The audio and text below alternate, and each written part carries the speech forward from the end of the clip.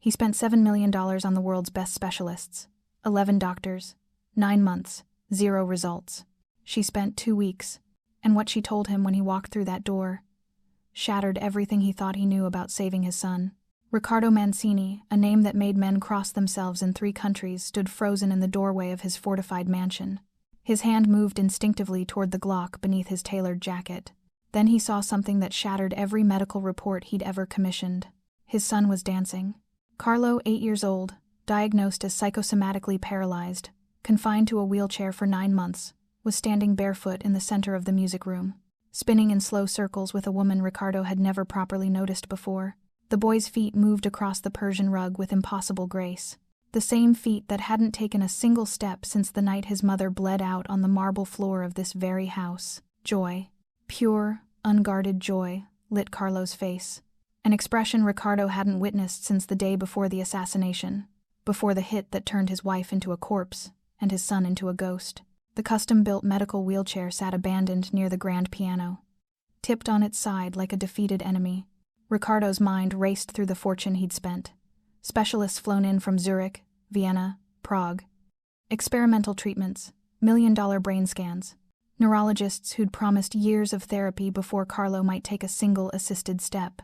And yet here stood his son, moving like he'd never been broken at all. The woman turned. Her dark eyes met Riccardo's without a trace of fear. She wore a simple gray dress with a white apron. Her expression was calm, expectant, as if she'd been waiting for this exact moment. "Mr. Mancini," she said quietly.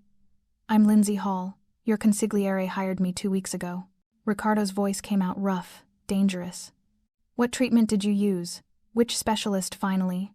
"No specialists." Lindsay's hand stayed clasped in Carlo's. "No treatment. That's impossible." Riccardo stepped forward, desperation bleeding into the kind of anger that usually preceded violence. "The doctors said." Lindsay's gaze didn't waver. "The doctors missed the soul while they were busy billing the body." The sentence hit Riccardo like a bullet to the chest. Carlo hadn't needed surgery. He hadn't needed experimental drugs or cutting-edge therapies or any of the obscenely expensive interventions Riccardo had greenlit from war rooms across Europe. He'd needed someone to stay. And Riccardo, who'd spent 9 months hunting his wife's killers and building his empire, had been too consumed by vengeance to see it. But what Riccardo doesn't know yet is that in less than 48 hours, an encrypted call will come through. A $40 million arms deal collapsing, his enemies forming an alliance, a war that could destroy everything. And Carlo will be standing in the doorway, watching his father reach for his guns, waiting to see if love can finally beat vengeance, or if the bad men always win. So here's the question we're about to answer together. Can a man who spent 9 months hunting his wife's killers finally stop running long enough to save his son? Before we dive into the story, do me a favor, subscribe to this channel if stories about broken fathers finding redemption speak to you. Because Riccardo's war is just beginning, and you won't want to miss a single moment. Click subscribe, then let's continue. The Marseille shipyard smelled like rust and salt water, and the kind of desperation that made men agree to terrible things. Riccardo Mancini stood in the center of the abandoned warehouse, surrounded by men who would kill him if they sensed weakness, and felt more at home than he had in 9 months. Across the table sat Alexei Volkov, arms dealer to 3 continents, flanked by 6 stone-faced Russians, who'd spent the last 14 hours trying to find cracks in Riccardo's offer. They'd found none.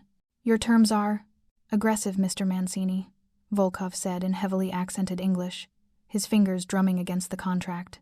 The sound echoed off concrete walls, scarred with bullet holes from conflicts that predated this negotiation. Riccardo didn't blink. He never blinked during negotiations. Blinking suggested doubt, and doubt got you killed in rooms like this. "My terms are fair," Riccardo replied, his voice flat as a blade.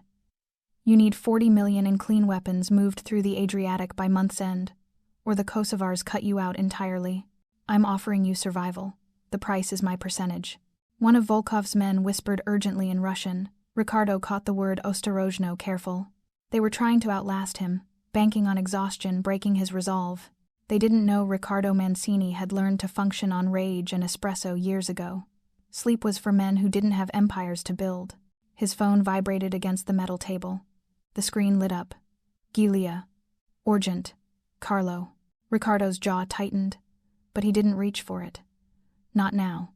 Not when Volkov was 3 signatures away from making the Mancini family the most powerful arms pipeline in southern Europe. Whatever Carlo's estate manager needed to report another failed therapy session, another specialist's pessimistic prognosis, another invoice could wait. Everything could wait when there was $40 million on the table. "Mr. Mancini," Volkov said quietly, nodding toward the phone. "If you need to." "I don't." Riccardo silenced the call without looking. Clause 12. The liability protections. Another vibration. Another call. Same name. Dante, Riccardo's second-in-command, materialized at his shoulder like smoke.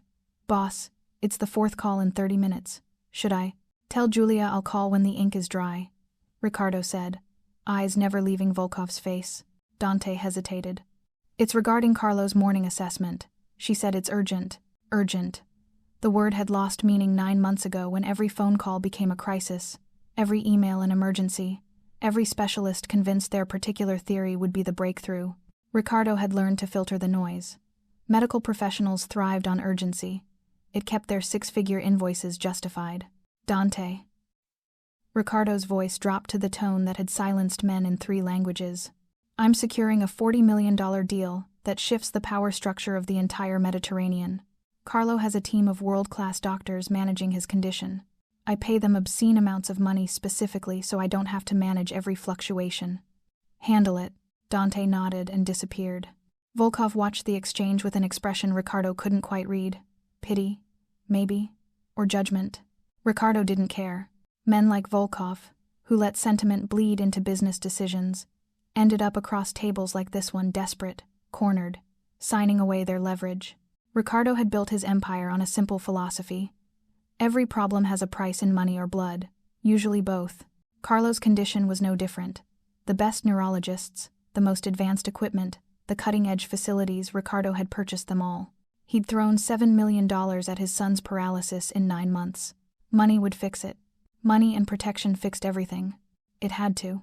Because if it didn't, then what Riccardo was doing right now, sitting in a Marseille warehouse while his son lay immobile hundreds of miles away, wasn't strategic prioritization. It was abandonment. And Riccardo Mancini didn't abandon what was his. He owned his territory. He owned his empire. He owned his son's future. Volkov picked up his pen. "Show me where to sign," he said quietly. Riccardo slid the contract forward, and for just a moment so brief he almost didn't notice, his mind flashed to a different scene.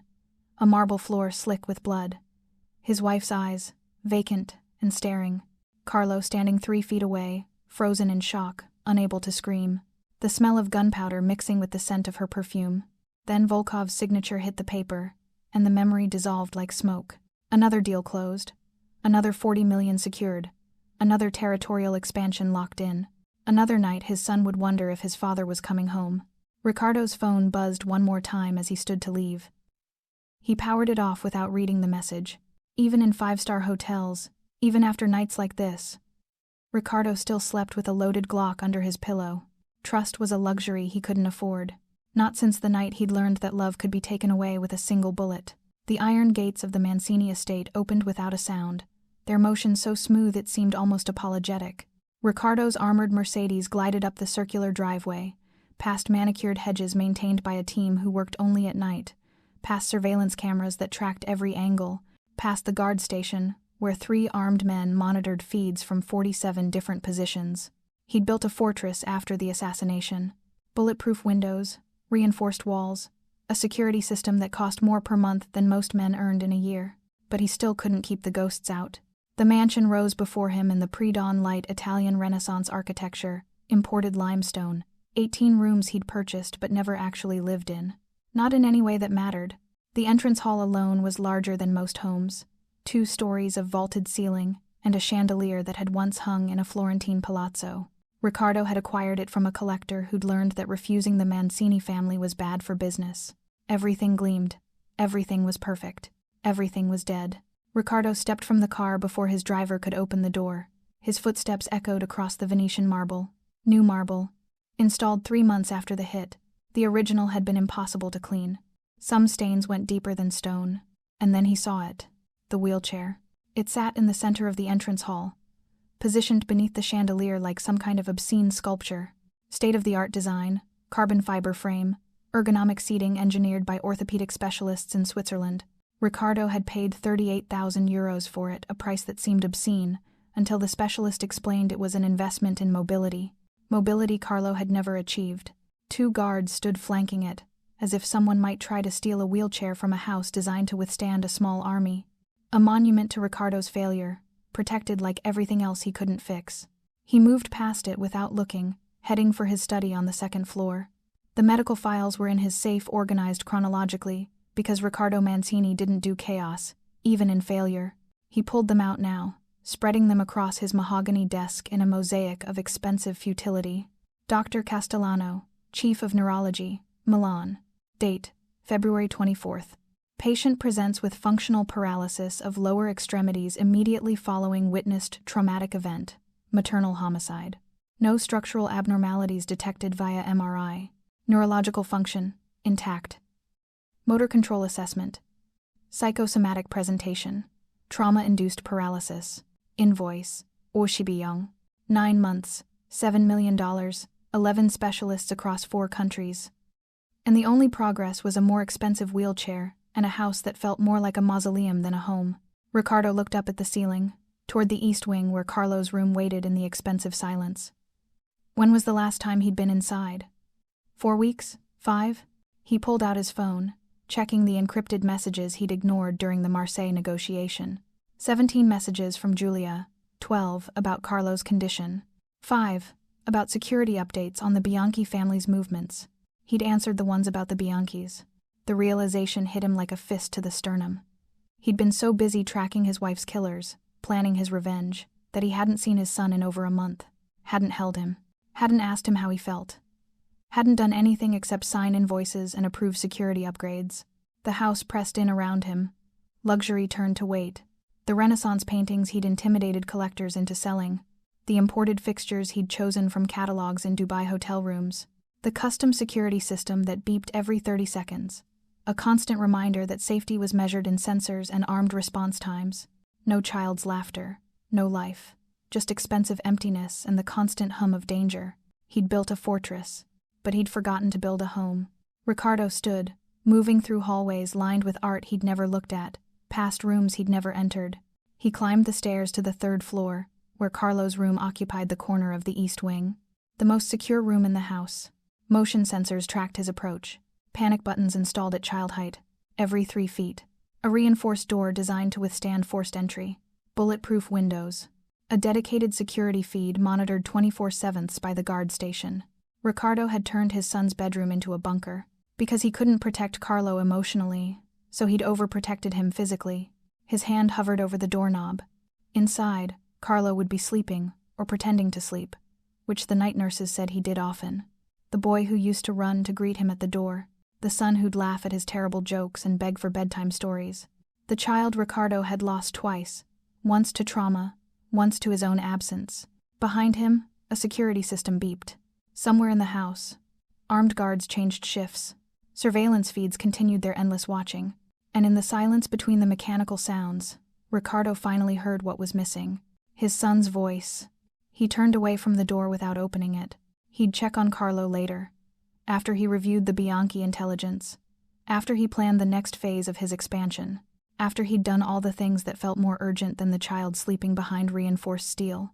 The wheelchair was still waiting in the entrance hall when Riccardo descended the stairs, always waiting, just like his son. The music reached Riccardo before the image did.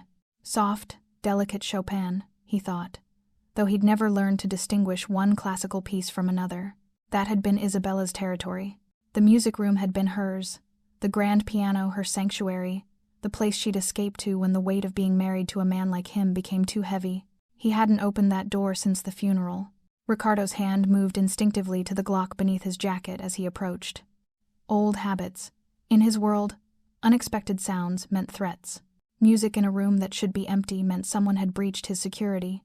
Someone would pay for that. He pushed the door open slowly, quietly, his body already calculating angles, exits, potential cover. Then he saw something that made his hand freeze on the weapon. Carlo was standing, not braced against furniture, not supported by mechanical aids or therapists' hands, standing barefoot in the center of the music room, his small body upright and balanced, his weight distributed across 2 legs, that every specialist had sworn were functionally paralyzed by trauma too deep for medicine to reach. And he was moving, dancing. Actually, if you could call the gentle sway and careful steps dancing. His hand was clasped in the hand of a woman Riccardo vaguely recognized from a brief video call weeks ago. She wore a simple gray dress with a white apron, her dark hair pulled back, her face radiant with something Riccardo had forgotten existed in this house. Warmth. Carlo's face was lit with pure, unguarded joy. An expression Riccardo hadn't witnessed since the day before the assassination, before the hit that had turned his mother into a corpse and his son into a ghost who haunted a wheelchair. The wheelchair sat abandoned near the piano, tipped on its side like a defeated enemy. Riccardo's mind raced through the army of specialists. The Swiss neurologist with the experimental protocol, the Viennese psychiatrist with the trauma-informed approach, the Prague team with their cutting-edge neuroplasticity treatment. Someone had finally cracked it. Someone had found the key. His briefcase hit the marble floor with a crack that shattered the moment. Both figures froze. Carlo's eyes went wide, his body tensing as if he'd been caught committing a crime. The woman turned, her dark eyes meeting Riccardo's without a trace of fear. Most people who worked for him had learned to be afraid. "Carlo?" Riccardo's voice came out rough, strangled. For one crystalline second, hope surged through his chest with such force it hurt. They'd found it, whatever miracle treatment he'd been searching for. Whichever experimental therapy he'd greenlit in some late-night encrypted message, it had worked. His son could walk. His son could dance. $7 million had finally purchased the impossible. But then the woman spoke. "Mr. Mancini." Her voice was calm, steady, maddeningly composed. "I'm Lindsay Hall. Your consigliere hired me 2 weeks ago. What treatment did you use?" Riccardo interrupted, his eyes locked on Carlo's legs, still searching for braces, supports, anything that would explain this. Which specialist finally figured it out? Lindsay's expression didn't change. "No treatment, Mr. Mancini. No specialists." The words didn't compute. Riccardo's mind raced through the medical files he'd memorized, the experimental protocols, the cutting-edge therapies. "That's not possible, doctor." Castellano said Carlo needed at least 18 months of intensive. "The doctors," Lindsay said quietly, her hand still holding Carlo's, "missed the soul while they were busy billing the body." The sentence hit Riccardo like a bullet to the chest. He stared at this woman, this stranger who'd been in his home for 2 weeks, and felt the careful edifice of justifications he'd built over 9 months begin to crumble. "Carlo," he said, his voice softer now, reaching toward his son. "Come here. Come to me." Carlo's bare feet shifted on the polished floor. Vulnerable, unprotected. Something Riccardo would never allow. The boy should have shoes, socks, protection against the cold stone. But Carlo didn't move forward. Instead, his small hand gripped Lindsay's tighter, his body angling slightly away from his father, toward her, choosing her. The rejection hit harder than any ambush, any betrayal. His son, his own child, was afraid to come to him, preferred the comfort of a woman he'd known for 2 weeks over the father who'd given him everything money could buy. Everything except presence. "Mr. Mancini," Lindsay said softly, and there was something in her tone that sounded almost like pity. "When's the last time you held your son without checking over his shoulder for threats?" Riccardo opened his mouth to answer and found he couldn't. He didn't know. He genuinely didn't know. Every interaction he could remember involved moving Carlo to safety, scanning rooms for danger, positioning himself between his son and potential threats. Protection, yes. But touch? Connection? Holding Carlo just to hold him? He couldn't remember. And in the silence that followed, Carlo's hand stayed firmly clasped in Lindsay's, and the wheelchair remained tipped on its side. And Riccardo Mancini, Mafia boss, empire builder, a man who controlled territory across 3 countries, realized he'd lost something no amount of money or violence could ever reclaim: his son's trust. Carlo stood there on bare feet, finally free of the wheelchair, finally able to walk. But he wouldn't walk toward his father, and that was a failure no specialist could fix. Riccardo's jaw tightened, the muscle jumping in a way that usually preceded violence. He took a step forward, letting the weight of his presence fill the room, a technique that had made grown men confess to things they hadn't done. "I employ the agency that sent you," he said quietly, his voice carrying the kind of calm that was more dangerous than shouting. "They vet carefully, very carefully, but mistakes happen." The implication hung in the air like smoke from a gun barrel. Lindsay's expression didn't flicker. She didn't step back, didn't drop her eyes, didn't show even a hint of the fear that Riccardo had learned to read in people like a second language. I was hired to provide care for Carlo, she said, her voice steady as stone. That's exactly what I've done. Care. Riccardo's hand gestured toward the abandoned wheelchair, toward Carlo standing barefoot on expensive marble. You're telling me that you, someone with no medical degree, no specialized training accomplished in 2 weeks, what 11 world-class neurologists couldn't manage in 9 months? They were trying to fix his legs, Lindsay said simply. I was trying to reach his heart. The words landed like an accusation. Riccardo felt heat rising in his chest, anger or shame. He couldn't tell the difference anymore. You have no idea what it takes to protect a child in my world. The fortified mansion, the armed security, the top medical care, prison guards, Lindsay interrupted, her tone still gentle but unyielding. He has prison guards, people paid to watch him, not people who choose to love him. I provide everything. Everything except yourself. The sentence pierced through Riccardo's armor like a blade finding the gap between plates. He stared at this woman who should be terrified of him, who should understand that men like him didn't tolerate being challenged. But she stood there, utterly unafraid, Carlo's hand still clasped in hers. The specialist told me his paralysis was psychosomatic, Riccardo said, desperation bleeding into his voice. Trauma-induced. They said he needed intensive therapy, experimental treatments. They were right about the trauma, Lindsay said. They were wrong about the cure. She knelt slowly, bringing herself to Carlo's eye level, her hand gently squeezing his. The boy looked at her with trust that made Riccardo's throat close.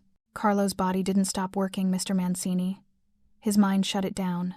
A child's brain, trying to protect him the only way it knew how. Protect him from what? Riccardo's voice came out strangled. I've spent millions making sure he's safe. From a world where his mother could be murdered in front of him, and his father could disappear into revenge. Lindsay's eyes held his without wavering. Carlo stopped walking because walking meant existing in that world, moving through rooms where she died, living in a house that feels more like a battlefield than a home. Why move when nowhere feels safe? The truth of it hit Riccardo like a physical blow. 9 months, $7 million, 11 specialists. And not one of them had asked the question Lindsay was asking now. What does an 8-year-old boy do when his entire world becomes a threat? He shuts down. He stops moving. He becomes small and still and silent, hoping that if he doesn't move, maybe the bad things will stop happening. What did you do? Riccardo asked, his voice barely above a whisper. What did you do that they couldn't? Lindsay's expression softened. I sat with him during the nightmares. The ones about the blood on the marble. I didn't try to make them go away or medicate them into silence. I just stayed. She paused, glancing at Carlo, who was watching his father with cautious, hopeful eyes. I sang to him when he asked about his mother. Not the songs she used to sing, he told me those hurt too much. New songs, safe songs, songs that didn't remind him of loss. Riccardo felt something crack inside his chest. And I danced with him, Lindsay continued, when he finally felt brave enough to try, when he finally believed that someone would notice if he stood up, that someone would care if he fell. She stood, her hand still holding Carlo's, and looked directly at Riccardo. His legs moved the moment he felt loved enough to risk falling, because he finally believed someone would catch him. The devastation of that sentence settled over Riccardo like ash. Carlo hadn't needed another specialist. He hadn't needed experimental drugs or robotic braces or cutting-edge neuroplasticity treatments. He'd needed someone to stay, to notice, to care if he fell. And Riccardo, who'd spent 9 months throwing money at the problem, who'd tripled security and hired specialists and built a fortress, had been too consumed by vengeance to see what his son actually needed. Not protection, presence.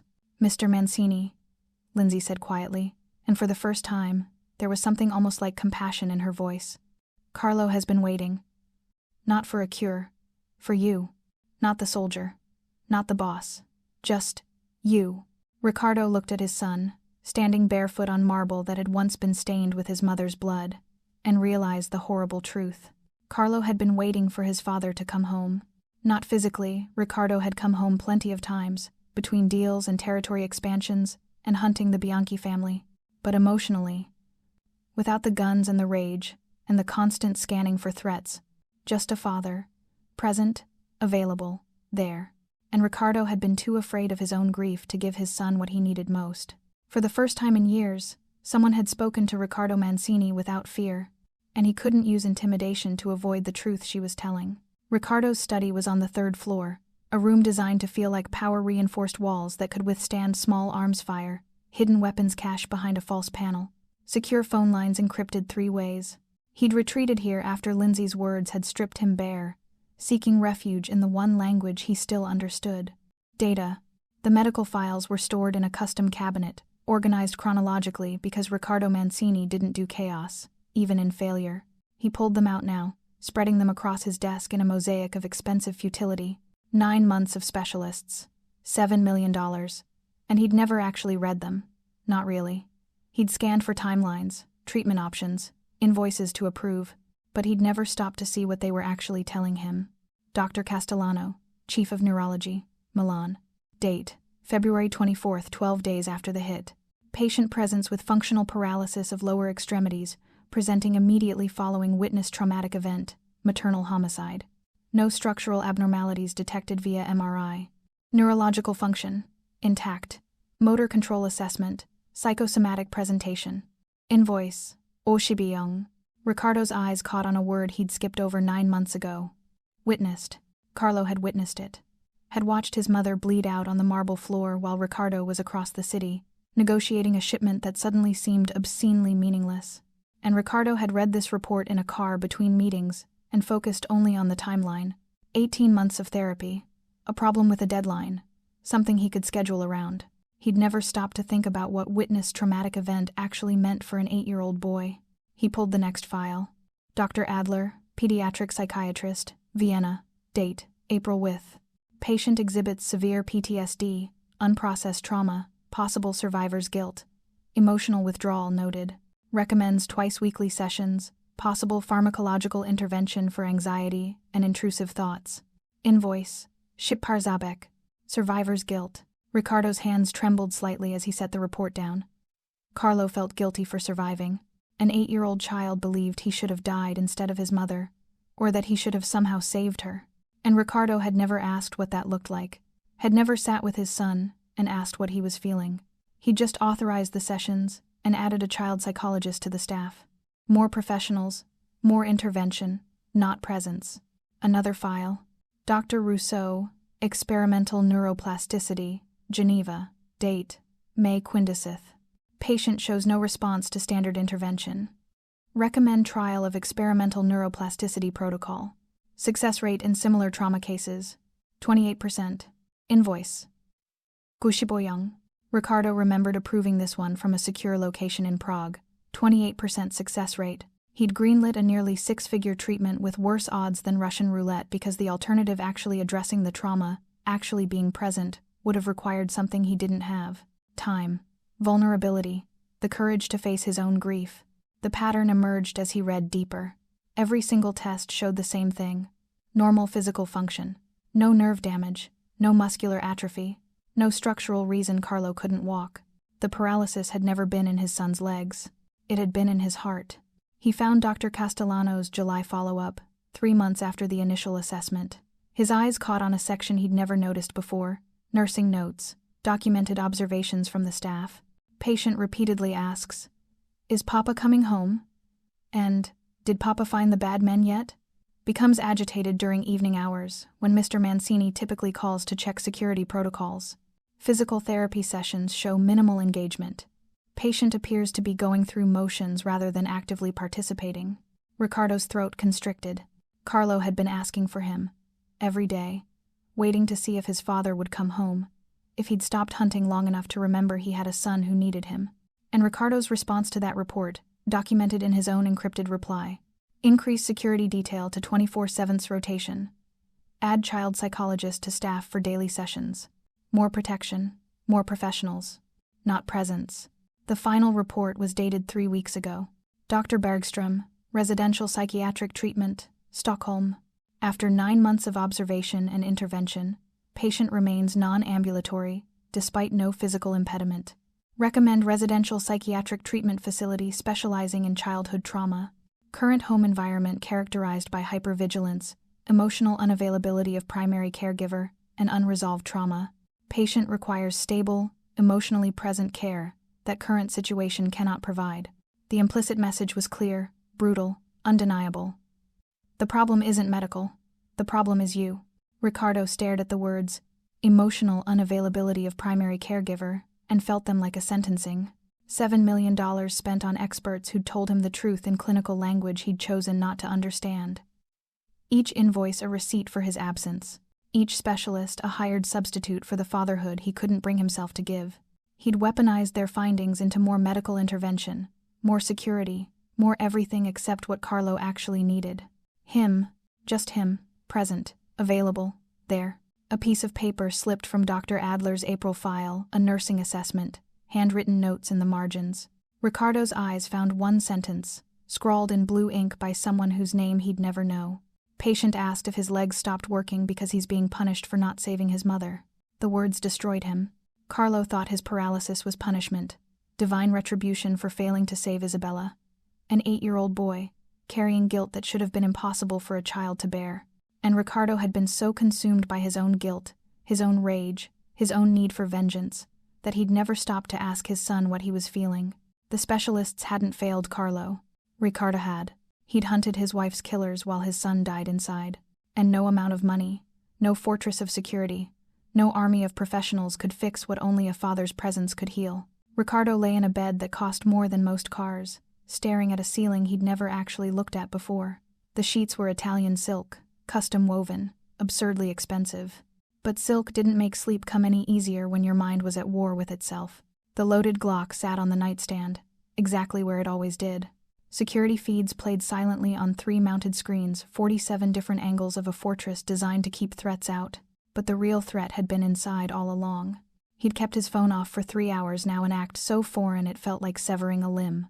No encrypted messages, no territory updates, no intelligence on the Bianchi family's movements, just silence. And silence was worse than the constant pinging of crisis, because silence meant he had to listen to his own thoughts. At 11:34 p.m., Riccardo gave up on sleep. He pulled on a robe and systematically destroyed 3 burner phones, watching them shatter against the reinforced wall. Each one had contained threads to different operations, different wars, different pieces of the empire he'd built on violence and vengeance. It felt like disarming himself in hostile territory. He wandered the fortress in the dark, seeing it differently now. Not as protection, but as a prison disguised as safety. A mausoleum built from grief and rage, where every expensive fixture was a gravestone marking something he'd lost. His footsteps echoed through hallways designed to intimidate, past Renaissance paintings he'd acquired through intimidation, past rooms he'd never entered, past the life he'd meant to build with Isabella before a bullet had rewritten everything. He found himself outside Carlo's door, the most secure room in the house. Motion sensors tracked his approach. He could see the indicator lights blinking. Panic buttons installed at child height, every 3 feet, in case Carlo ever needed to summon armed response. Reinforced windows, steel core door. Riccardo had built a bunker for a child who needed a bedroom. He opened the door quietly. Carlo was asleep, or appeared to be. The boy had learned to fake sleep when he heard footsteps approaching. Another survival skill Riccardo had never meant to teach him. Medical equipment lined one wall. A specialized bed, adjustable for therapy. Monitoring devices the specialists had insisted on. All of it dark now, unused, unnecessary. And on the nightstand, next to a photograph of Isabella, sat a drawing. Riccardo moved closer, his chest tightening as he recognized Carlo's careful crayon work. 3 stick figures. A woman lying down, red scribbles pooling around her, blood, unmistakable even in a child's hand. A small boy in a wheelchair, positioned in the center, alone, and far to the right, separated by an enormous gap of white space, a tall man holding what was clearly a gun. At the bottom, in Carlo's careful 8-year-old handwriting, Papa finding the bad men. The drawing destroyed him. This was how Carlo saw his family now. His mother dead, himself broken, his father far away, always far away, hunting enemies while his son waited in the empty space between them. Riccardo backed out of the room before the tightness in his chest could become something more dangerous. He kept walking, trying to outpace thoughts that followed like ghosts, past guest rooms that had never hosted guests, past a library filled with books purchased to look impressive. Never read. That's when he heard it. Laughter. Faint, drifting up from somewhere below. A child's laughter, bright and unguarded, a sound Riccardo had convinced himself Carlo was no longer capable of making. He moved toward it, following the voice like a man stumbling toward light after months in darkness. It led him to the kitchen, a room he'd entered maybe 5 times since purchasing the estate, a space he'd always considered the staff's domain.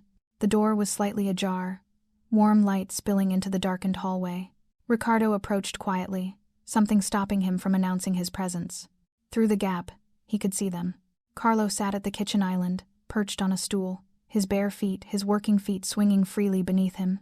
He wore pajamas printed with rockets, and his hair stuck up in directions that suggested he'd been wrestling with sleep and winning.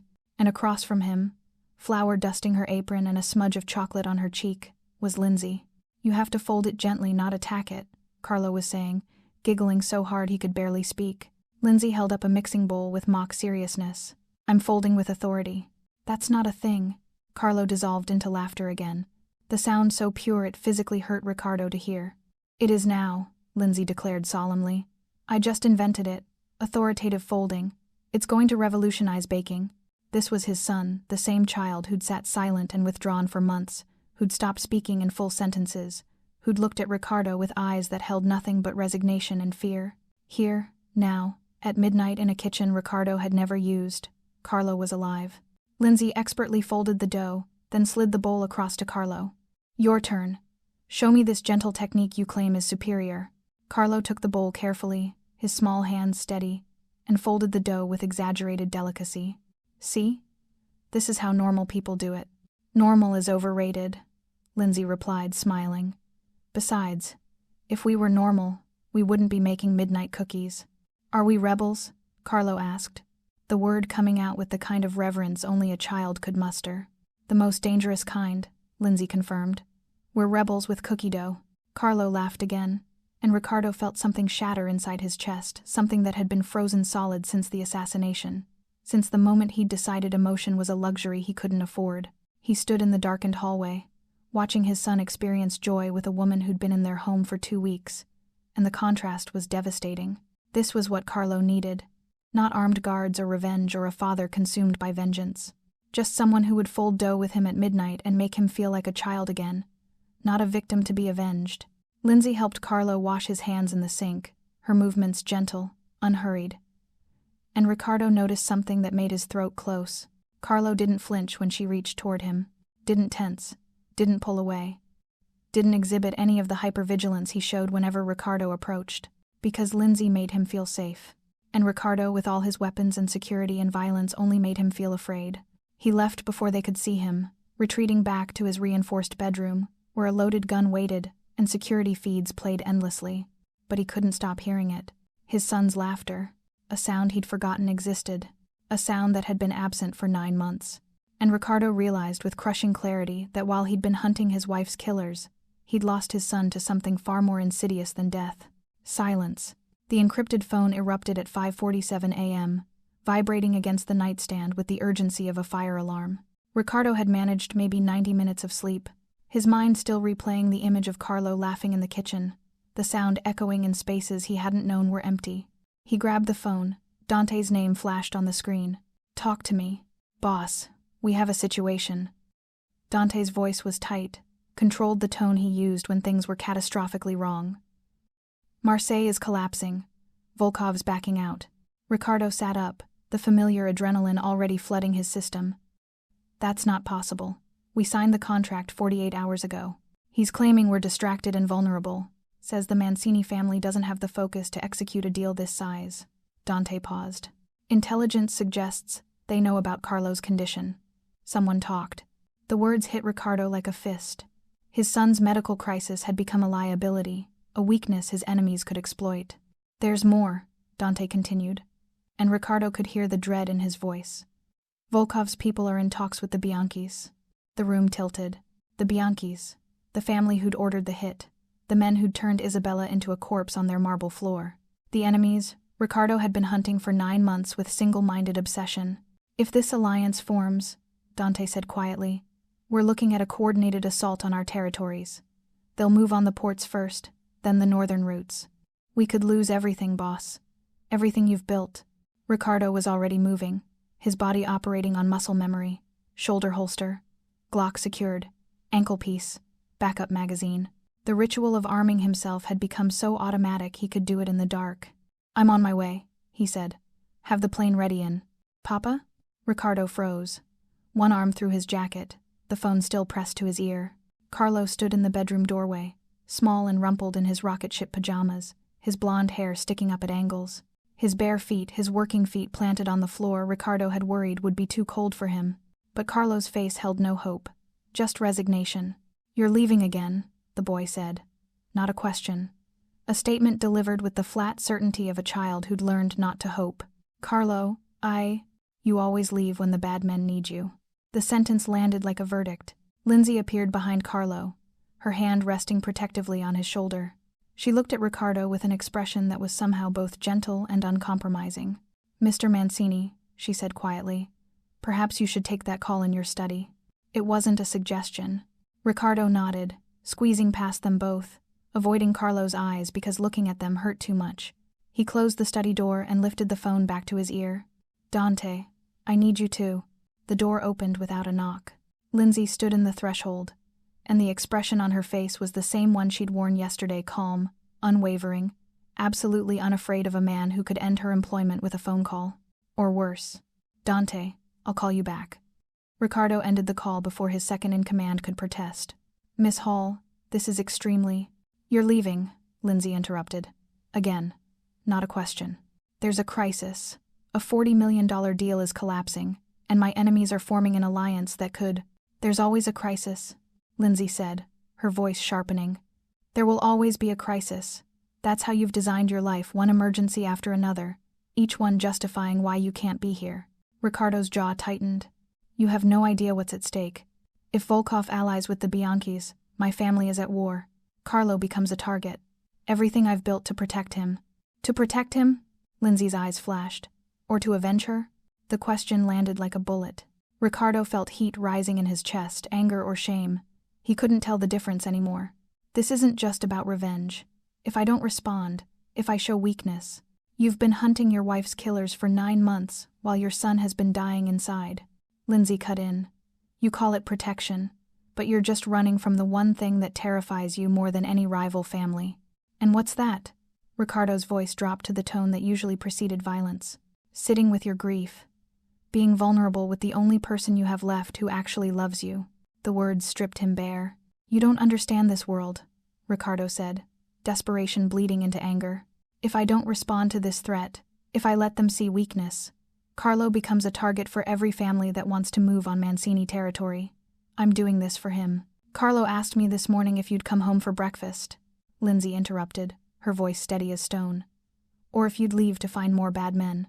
And I didn't know what to tell him, Mr. Mancini, because even after yesterday, even after seeing him walk, after hearing him laugh, you're still choosing vengeance over your child. Riccardo stared at her. This woman who should be terrified but stood unflinching. There will always be another deal, Lindsay continued. Another threat, another war. That's how you've designed your life, one emergency after another, each one justifying why you can't be here, why you can't grieve, why you can't be the father he needs, instead of the soldier he fears. If I don't go, Riccardo said slowly, his voice rough, the Bianchi alliance happens. Everything I've built collapses. The people who killed my wife win anyway, Lindsay finished. Because they already took your wife, and now you're helping them take your son. The accusation hit him like a physical blow. Lindsay stepped toward the door, then turned back, her expression softening just slightly. Your son is downstairs, she said quietly. He's sitting at the table, waiting to see if his father loves him more than he hates his enemies. That's the choice, Mr. Mancini. Not Marseille or Carlo, not empire or family. It's simpler and harder than you want it to be. She paused at the threshold. Revenge, or love. Then she left, closing the door behind her with a soft click that sounded like a gunshot. Riccardo stood alone in his study, surrounded by weapons and secure phones and symbols of power that suddenly felt like monuments to failure. The encrypted phone buzzed in his hand, Dante, calling back, the crisis escalating with every passing second. And downstairs, an 8-year-old boy sat at a kitchen table, waiting to see if his father would choose him. Just once. Over everything else that had always come first. Riccardo's hand tightened on the phone. The Bianchis. $40 million. 9 months of hunting. The empire he'd built on violence and vengeance, and the ironclad belief that power was the only protection that mattered. all of it balanced against the weight of a child who'd learned not to hope, a child who was finally walking, finally laughing, finally alive again, because someone had stayed. Riccardo looked at the weapons laid out on his desk, the tools of a war he'd been fighting since the night Isabella died, and he realized with crushing clarity that Lindsay was right. The Bianchis had already won. They'd taken his wife, and he'd been helping them take his son. The only question was whether he'd keep helping them, or whether, just once, he'd choose differently. Riccardo's finger hovered over Dante's contact for exactly 13 seconds. He counted them. Old habit from combat training, measuring breath, controlling heart rate, preparing for violence. But this wasn't preparation for violence. This was preparation for surrender. He'd never refused an emergency, never declined a war, never chosen anything over the empire and the vendetta he'd been nursing since the night Isabella died. But Carlo wasn't an empire. Carlo was a small boy sitting downstairs, waiting to see if his father could finally choose love over rage. Riccardo set the phone down and began to disarm himself. The shoulder holster came off first, the weight of the Glock suddenly feeling obscene. Then the ankle piece, the backup magazine. Each weapon removed felt like shedding armor he'd worn so long it had become a second skin. Without them, he felt naked, terrified, vulnerable. He picked up the encrypted phone and typed a message he'd never sent in 20 years of building the Mancini empire. Stand down. Handle Marseille without me. That's an order. He hit send before he could reconsider. The phone exploded immediately. Dante calling. The consigliere calling. Soldiers demanding confirmation that their boss hadn't been compromised, hadn't lost his mind, hadn't somehow been replaced by an imposter. Riccardo powered off the phone. Then he systematically destroyed 4 burner phones with methodical precision, watching them shatter against the reinforced wall. Each one contained threads to different operations, different wars, different pieces of the empire he'd built on violence. The silence that followed was deafening, terrifying, like disarming in hostile territory, he thought. Except the enemy wasn't outside the fortress. It was inside him. Riccardo stood in his study, surrounded by the wreckage of his communication network, and realized he had no idea what to do now. He could negotiate arms deals worth millions, plan territorial wars, navigate the brutal politics of organized crime, but he didn't know how to just be with his son. He descended the stairs slowly, each step feeling like walking into foreign territory. The kitchen was exactly where Lindsay had said it would be, Carlo sitting at the table, a bowl of untouched breakfast in front of him.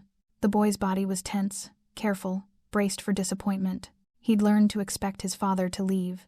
Carlo looked up when Riccardo entered, and surprise flickered across his face before settling back into careful neutrality. "You're still here," Carlo whispered, disbelief clear in his voice. "I'm still here."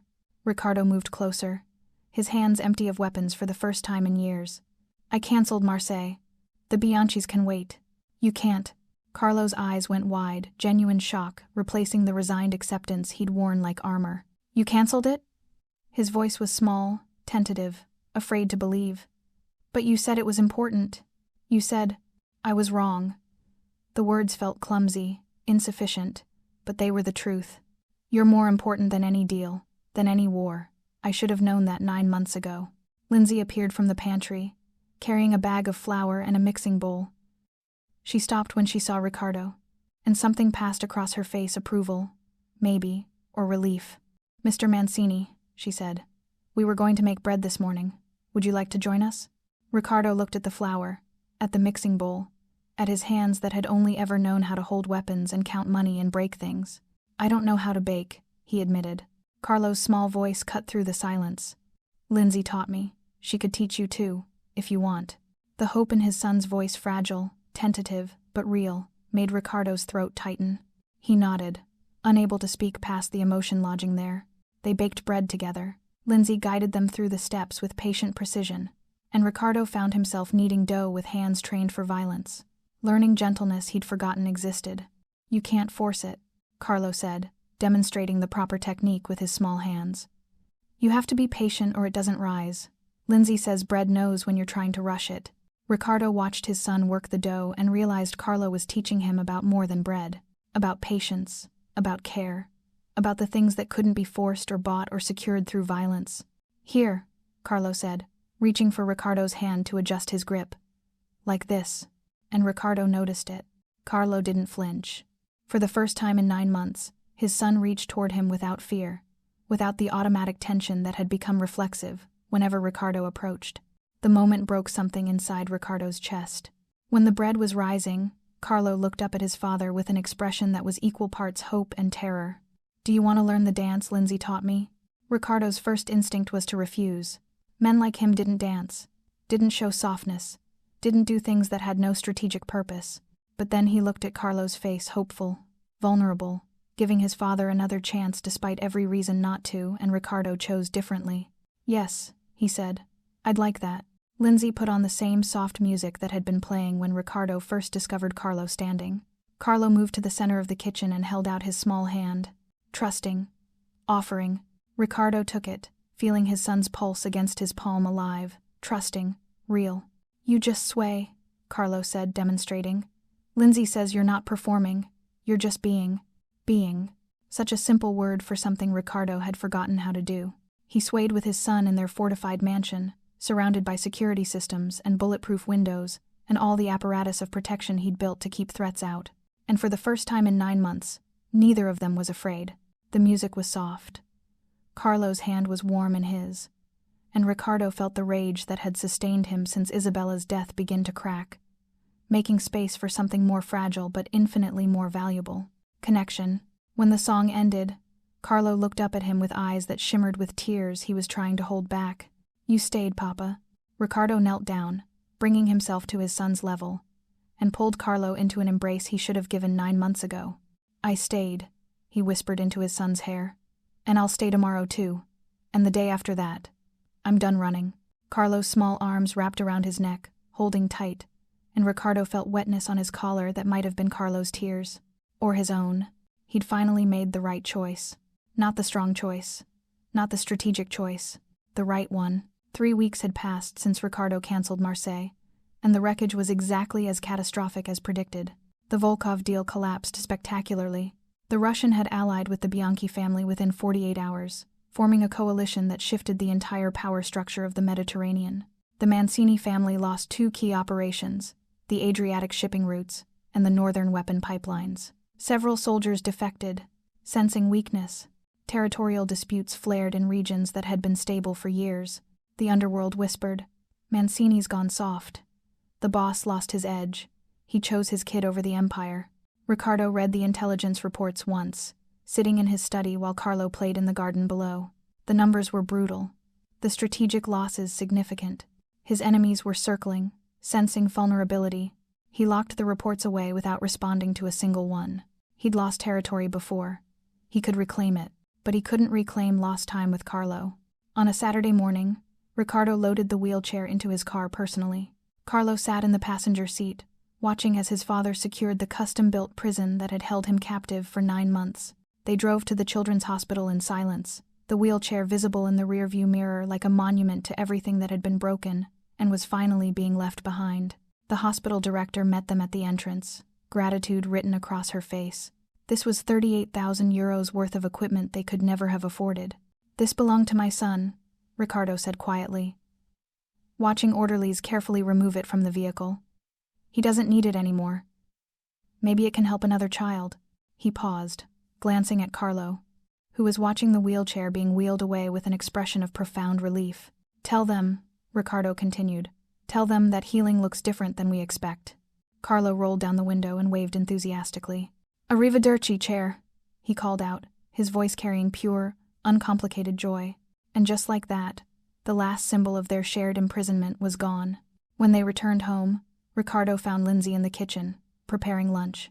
He'd been thinking about this conversation for days, rehearsing words that felt inadequate for what he needed to say. "I want to offer you a permanent position," he said. "Not as staff, as family. You saved my son. You saved me. Stay." Lindsay looked at him for a long moment, her expression unreadable. Then she smiled. "On one condition," she said. "I'm teaching you to bake your own bread eventually. Carlo can't do all the work." Deal. The garden had been Isabella's domain before the hit. She'd designed it herself. Mediterranean plants, olive groves, lavender that would bloom in summer. Riccardo had avoided it for 9 months, unable to face another thing that reminded him of what he'd lost. But today, with Carlo beside him and a box of olive tree seedlings between them, he knelt in the soil she'd loved and began to plant. Lindsay says olive trees take years to give fruit, Carlo said, carefully placing a seedling in the hole they dug together. You have to take care of them every single day. His small hands packed soil around the fragile roots, with a gentleness that made Riccardo's chest tight. You can't just plant them and leave, Carlo continued. And there was something in his voice, a test, subtle but clear. They need you there, or they die. Riccardo knelt in the dirt beside his son, his expensive pants ruined, his hands filthy, and he didn't care. I'll be here, figlio mio, he said quietly. Every day. Even when it's hard. Carlo looked up at him, hope and fear warring in his eyes. Promise? Even when the bad men come back? Riccardo met his son's gaze and made a promise he intended to keep. Especially then. The bad men don't get to take any more of our family. The encrypted phone buzzed in Riccardo's pocket, the one line he'd kept active for true emergencies. Dante's name flashed on the screen. The message preview read, "Urgent, Bianchi movement, immediate response required." Carlo tensed beside him, old fear flickering across his face. His small body went still, waiting to see if his father would leave again. The moment of truth. Riccardo pulled out the phone, looked at the screen, then at his son. "Are you going?" Carlo's voice was small, careful, braced for disappointment. Riccardo powered off the phone and slipped it back into his pocket. "No," he said.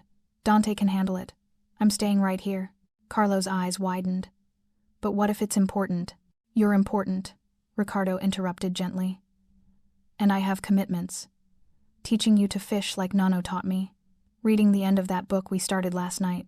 Being here when you wake up from nightmares. Keeping my promises." He wrapped his arm around Carlo's shoulders, pulling him close. No weapons between them, no armor, just contact. Those commitments matter more than whatever Dante needs to handle. From the terrace, Lindsay watched them. She caught Riccardo's eye and gave him a small nod of approval, then quietly disappeared back into the house, leaving father and son alone in the garden. Carlo leaned against Riccardo's shoulder, his voice thoughtful. "Papa, was it hard? Choosing me instead of getting the bad men?" Riccardo considered lying, giving his son some sanitized version that would be easier to hear. Then he chose truth instead. "It was the hardest and easiest choice I ever made," he said. "Hard because I'd been running from my grief for so long.